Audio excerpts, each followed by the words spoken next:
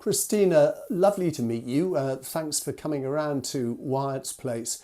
The author of a book that's taken you 4 years worth of research to do. Sounds like a punishment.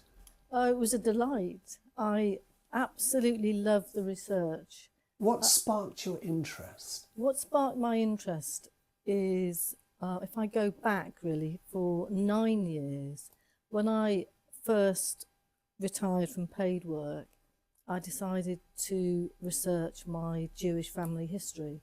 My mother came to England in 1939 on the Kindertransport from Berlin. So I'd always said I inherited my grandmother's documents and my mother's documents, and I always said I would research, when I had time, I'd research the family history. Just pausing you a moment, that's quite a story in its own right. Your mother escaping Nazi Germany. Yes, that's exactly what happened. Quite late. She didn't come until middle of July 1939, so she was lucky. Wow. Of her family, of those who stayed in Central Europe, only my great uncle survived. Anyway, researching the family history then became a world geography tour. We went to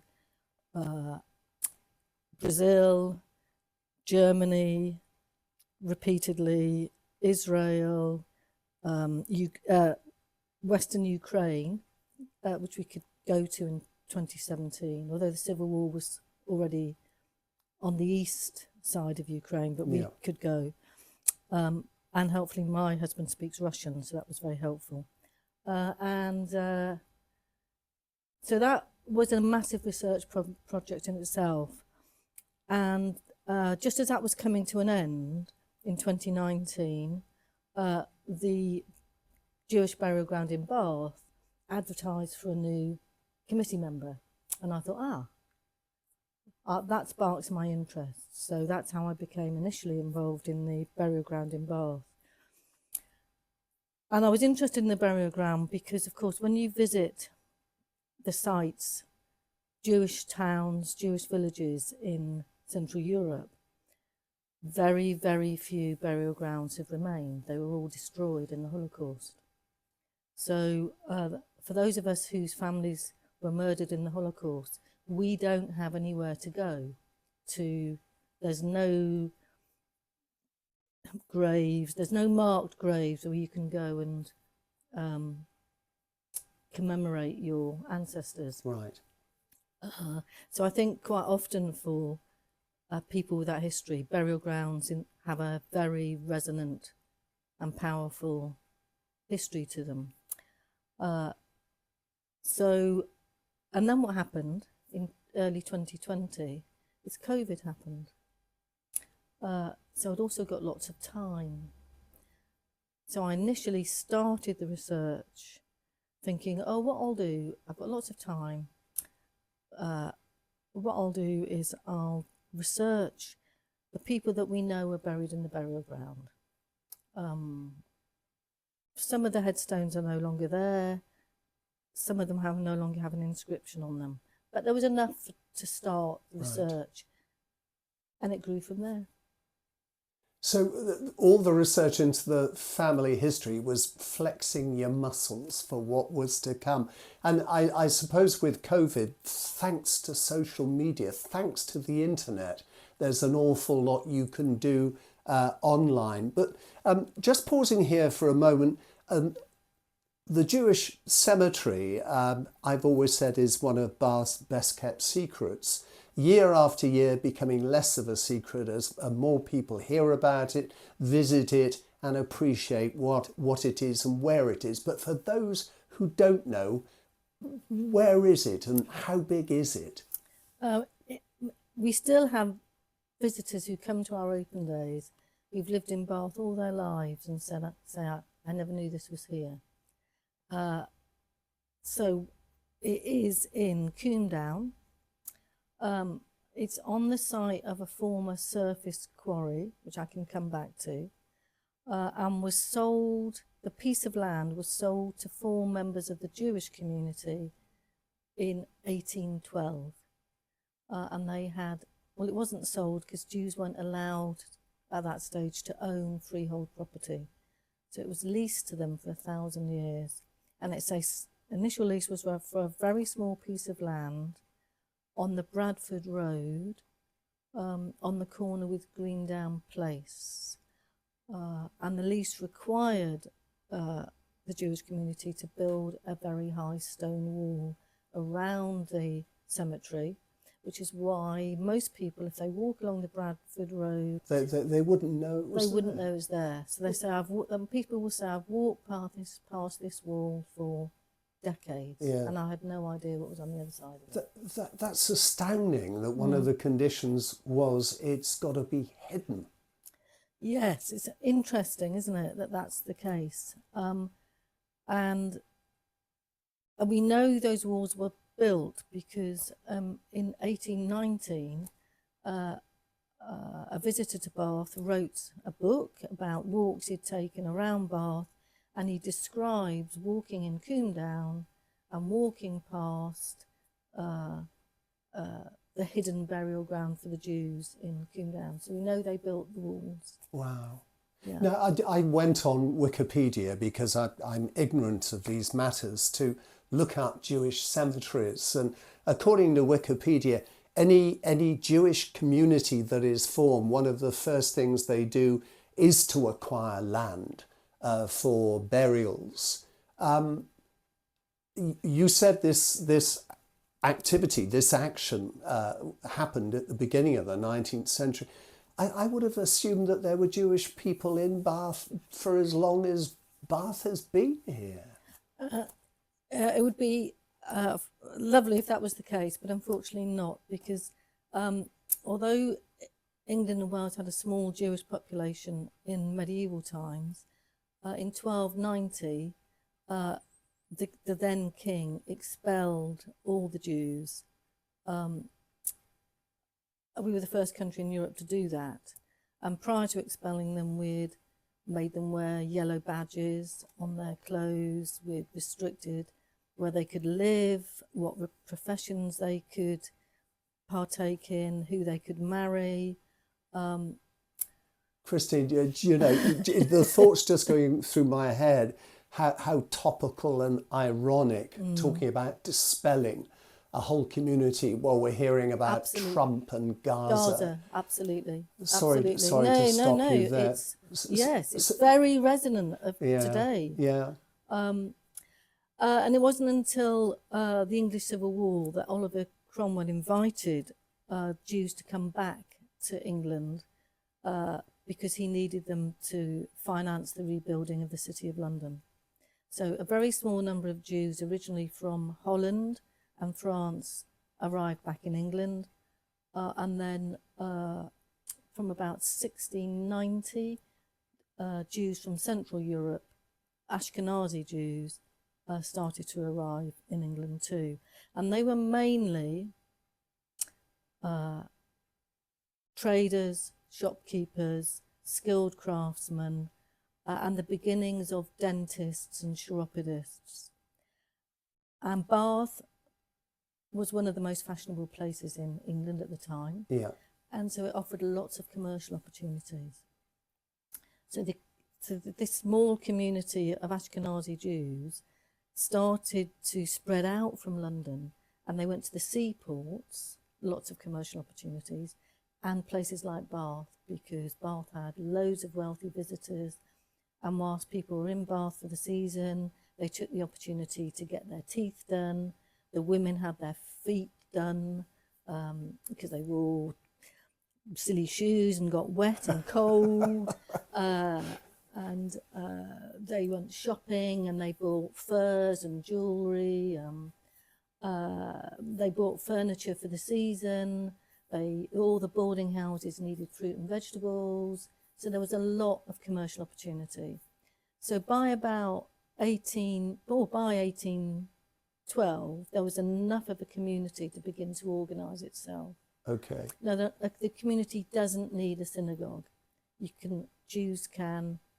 There's only a few things you need a rabbi for, and services take place in a private house. I'm holding up 10 fingers. Am I thinking that there has to be 10 men for Yes, worship. yes, that's right.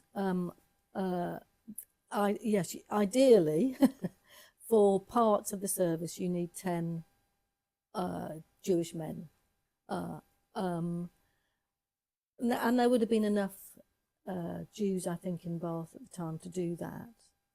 But it would have happened in a house, in a home. Yes, services would have happened in a private house. Do we know where the first? We do. So the first, well, it's slightly shrouded in mystery because probably the community first appointed someone to lead the services, not an officially appointed rabbi, but a reader. Yep. In around 1814, and we know that because of an advert in the Bath Chronicle where a German and Hebrew language teacher advertises, and also in his advert he displays his credentials, one of which is that he's the reader for the Bath Jewish community. So he was definitely leading services in private houses. And did he say where he was Sadly, leading them? no, but in the book I make some suggestions about where that could be. Okay.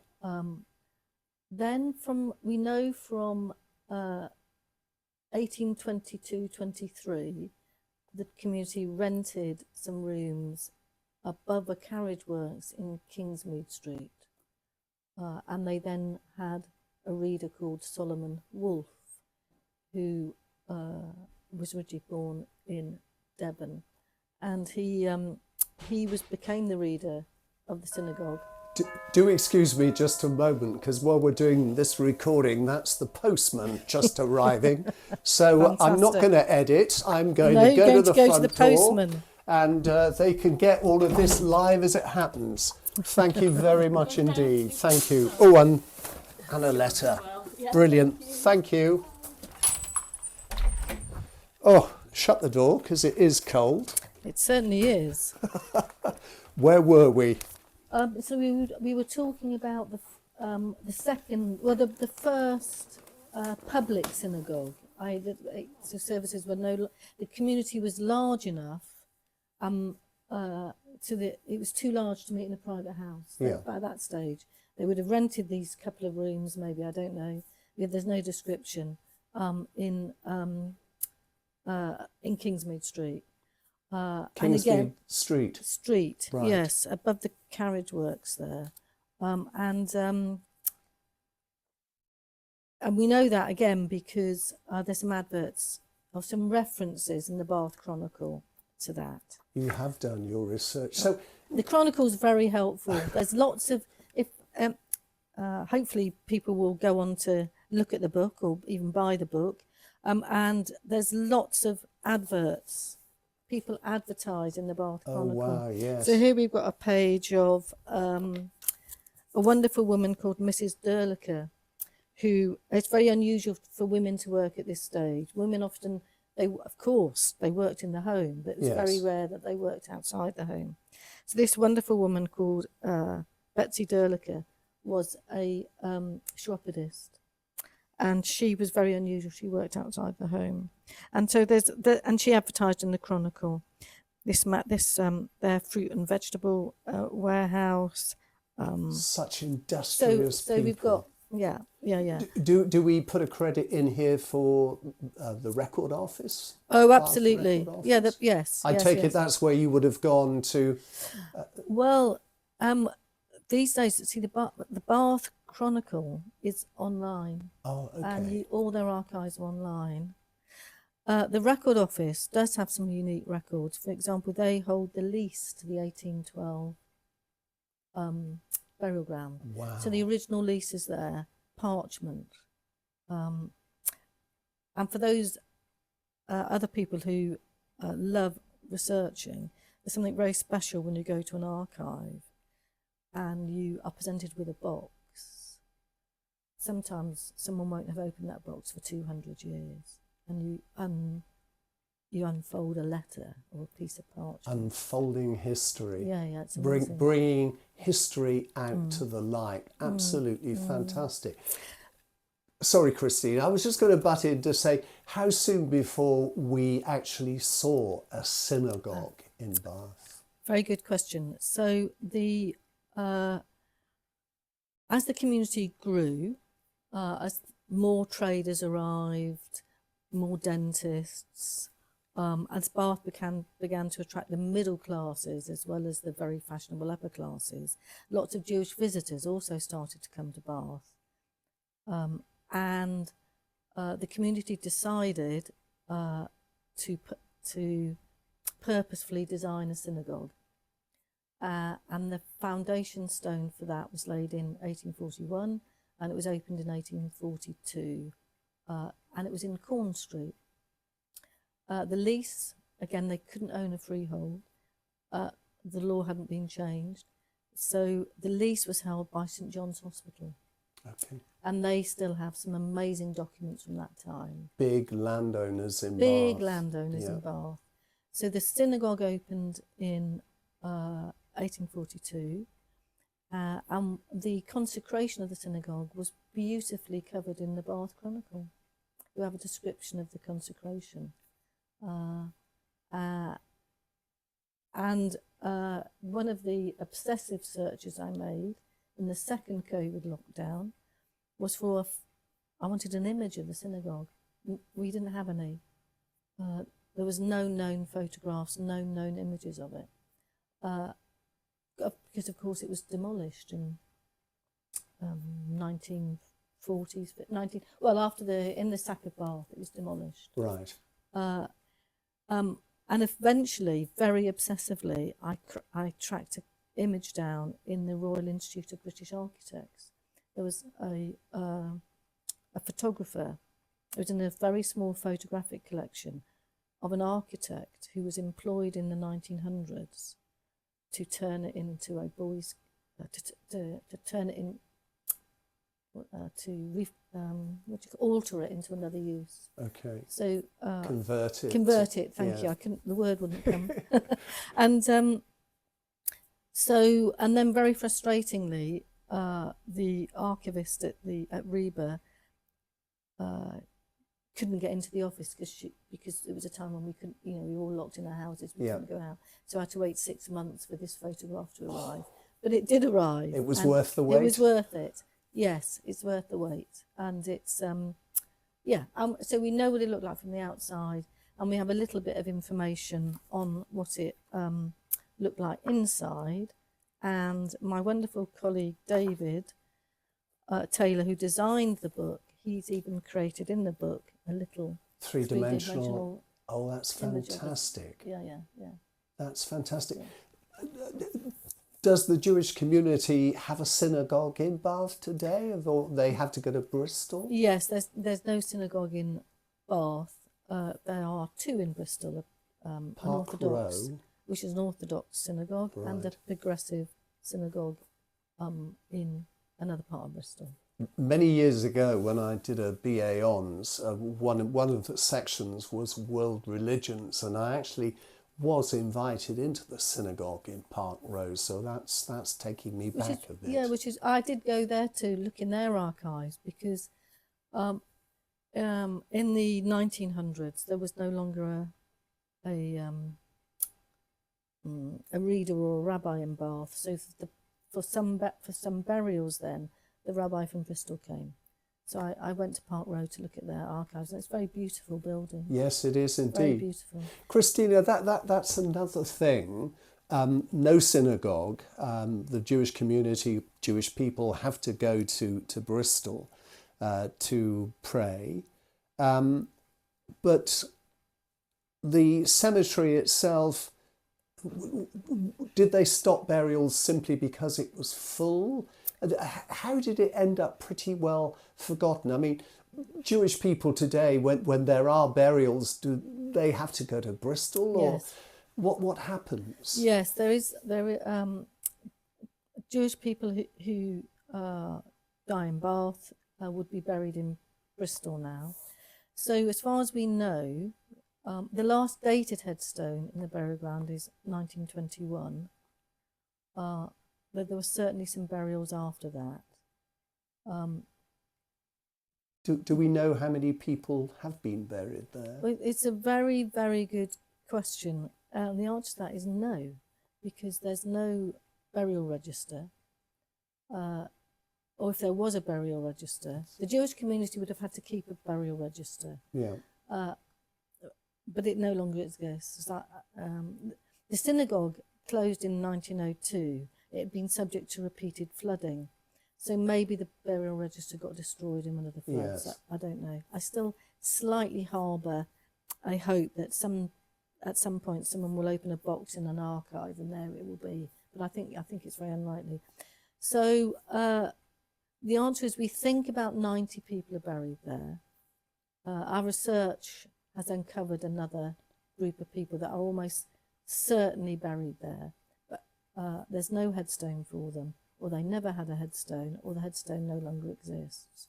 We do know from some reports that the burial ground was completely covered in headstones. It was full, and we know that. Today, if you visit it, you wouldn't think that, because a lot of the headstones are no longer, they've collapsed. They no longer exist. Yes. The burial ground is still consecrated. So Jewish burial grounds are always consecrated. They're consecrated forever. So in theory, someone could be buried there. But the problem is we don't know where the bodies are. No. So we can't let that happen. No.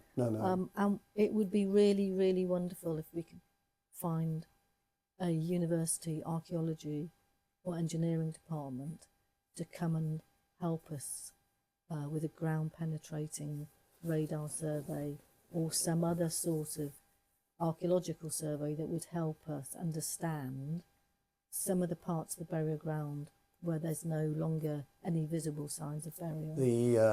The School of Archaeology at Bristol University, a year or so ago, I managed to persuade them to come up to St Mary's Church at Upper Swainswick and geophys the burial area inside the church of John Wood Senior and Junior. Wow. Inconclusive, but still an interesting exercise for them. So there's something maybe you could follow up and mention my name. I will do, Richard. That'll either open the door or they'll put another bolt across at the very mention of it. The book there's 120 pages? Oh no, I think it's 220, Richard. 220 pages. So you've done your research, Christina, over those 4 years, and you have filled the book with lots of very interesting information. How many of the people buried there have you been able to bring back to life and who have a place in your book? If there are some of those people, could we talk about one or two of the more interesting, with due respect to everybody? Yeah, of course we can. Yes, part of wanting to write the book was to bring those people to life again.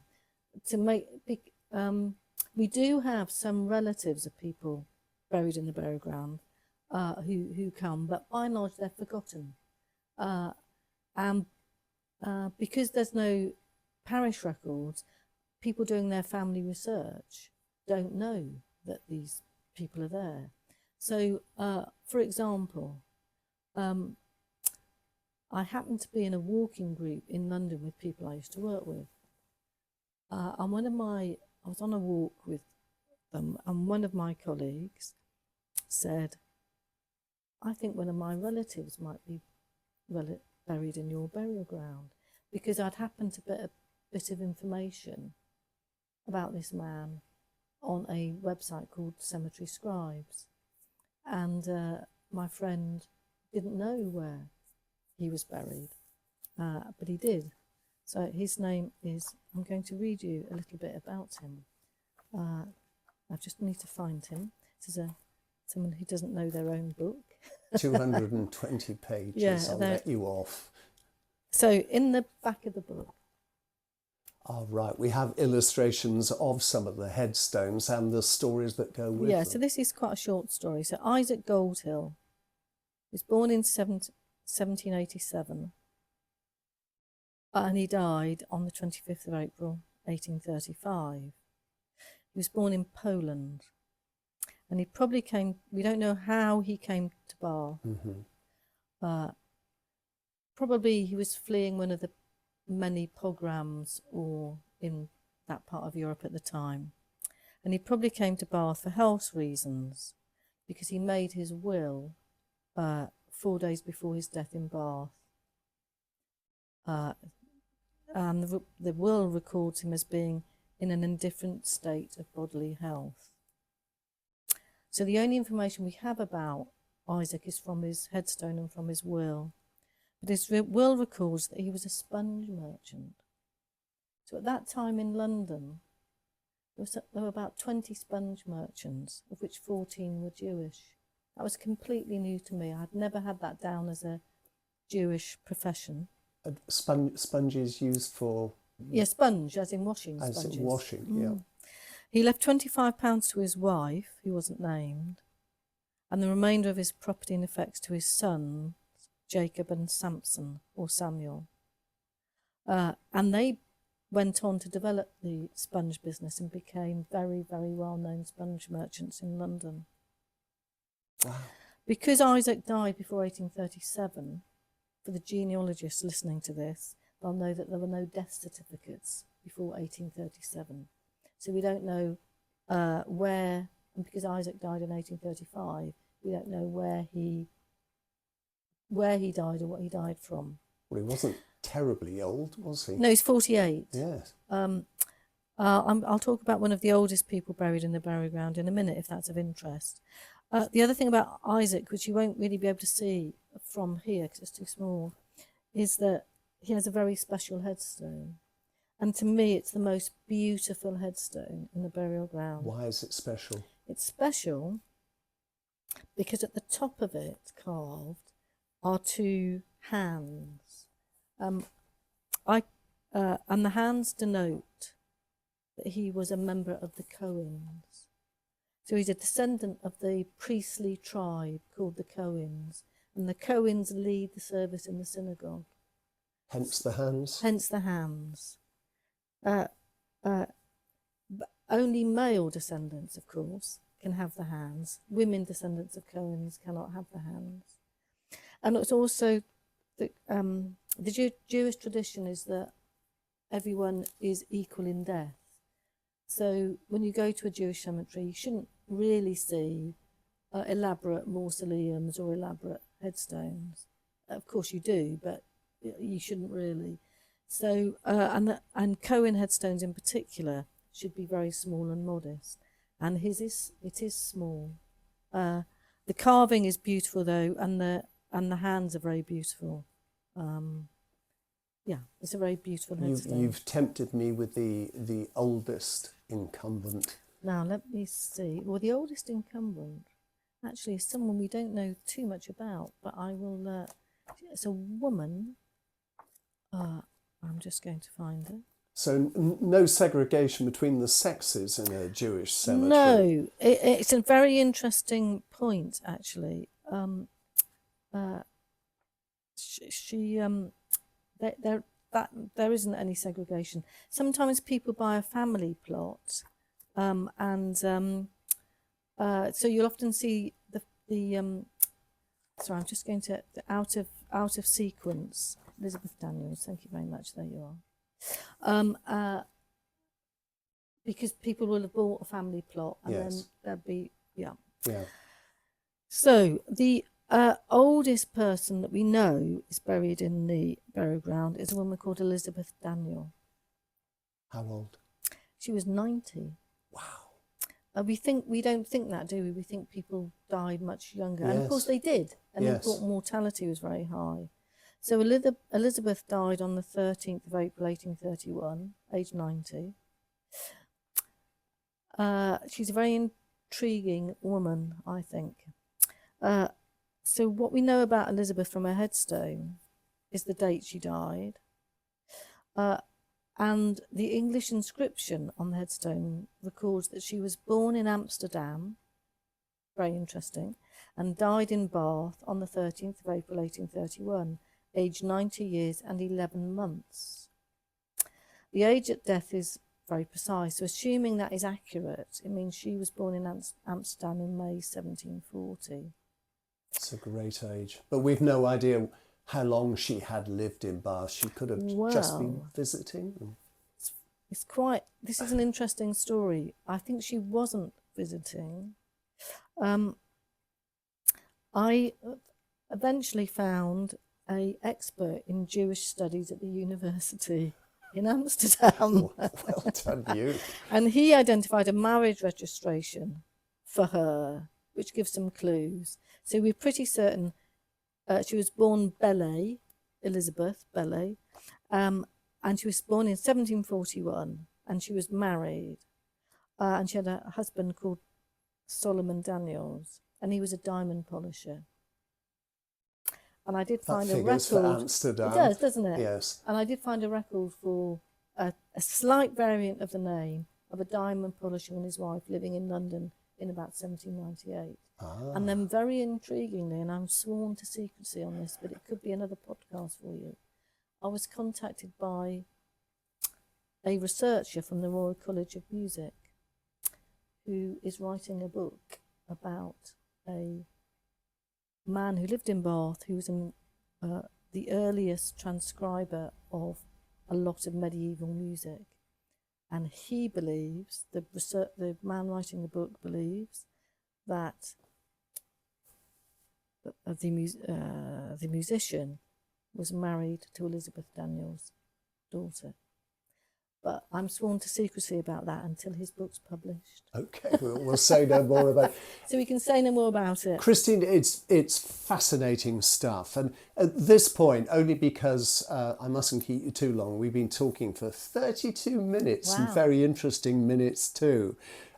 Just wrap up by saying that you are chair of a trust that has done amazing things in that cemetery. It has been pretty well cleared. It's a beautiful spot. You mentioned briefly open days. I will give the information somewhere in this, but let you vocally and verbally say it now. How many open days are we going to have in 2025? When's the next one? Yes. So alongside the research programme for the last 4 years, we've had we've had a big programme to restore the burial ground.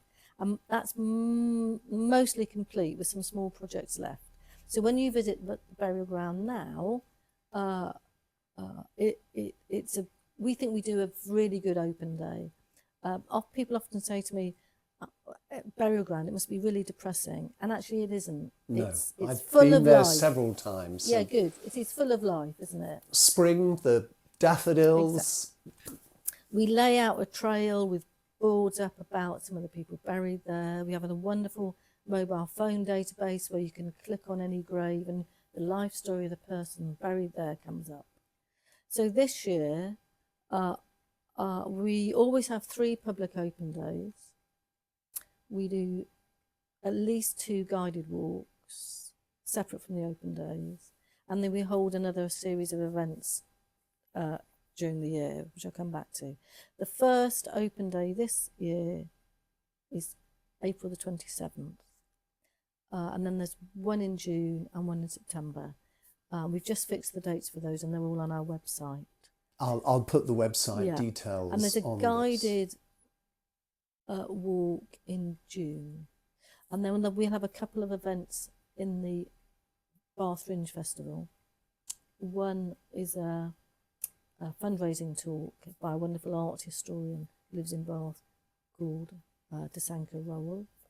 And the second one is this year we will hold, we'll do an event where myself and a couple of my colleagues will talk about some of the remarkable women buried here and a little bit about the history of the burial ground and the synagogue. That's not on International Women's Day. No, but it's a very interesting point actually. That sparked a thought actually. Someone talked to me about doing something on International Women's Day, which I must follow up. So do look on our website. Yes. And all the dates are on there. We've just agreed them. And we also do have a Facebook page for those people that are still on Facebook. And where can people get the book, buy the book, and how much is it? Very good. So the book is £20, and people can get the book either direct from us from our website, Right. and I'll deliver it in Bath for free, or one of my colleagues will, or we'll post it anywhere in the UK for £4.95. We're a tiny charity, so we have to cover the costs of postage. Any in toppings? And then, sadly, not in toppings. Mr. B? Every other bookshop in Bath, except Toppings, has taken the book. Oh. So people can buy the book, please, in Mr. B's, Persephone Books, Yes. Waterstones, and the wonderful Oldfield Park bookshop in Moorland Road. Which gets a mention from time to time. I must go up there one day. Yeah, it's wonderful. It's very, very, very supportive. So yes, we get wonderful feedback about the book. Some people are very interested in the local history. Some people are very interested in the wider Jewish history that I've set it in. Yeah, yeah. And it's a good read. Yeah. There's stories about all the individuals buried there, and a lot that people who have lived in Bath all their lives will not know about. How did you feel when the first hard copy was presented to you? All that work. How did you feel? Well, I'm going to use the royal we, because the book has been beautifully designed and laid out and illustrated by another trustee called David Taylor. And when David and I got the proof copy back from the publishers, we were both really pleased, because it's... I bet that's an understatement. Yeah, I bet you were screaming with joy. I mean, neither of us have done anything like this before. And to see it, and we did spend large chunks of last summer sitting indoors, editing and designing it. So to see it come to life and to look so beautiful was fantastic. We're really pleased with it. And actually, we had a long discussion about how many to print. Because obviously it's quite niche. Yes. And I'm delighted to say that we've already sold 2/3 of our first print run. Well done. Let's we're see very if we can pleased get about rid of the rest of that and maybe go for a republication. Yes, it would be lovely to do that. It's fantastic to have met you, and a very interesting 38 minutes spent together. Gosh. Plus the interruption from the postie. Yeah. Christina, thank you. No, thank you, Richard. Thanks for being interested in it, and thanks for listening to me talk about it. I could, of course, talk for 38 hours on it. I bet you could. Thank you.